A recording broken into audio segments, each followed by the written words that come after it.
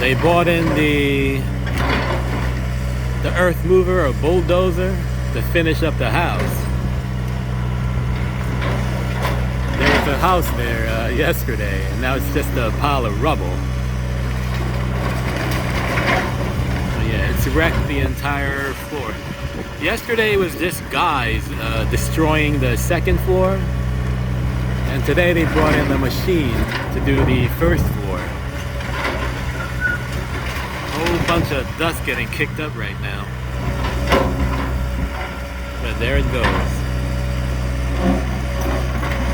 There's a guy down there staring at it and breathing in all that dust.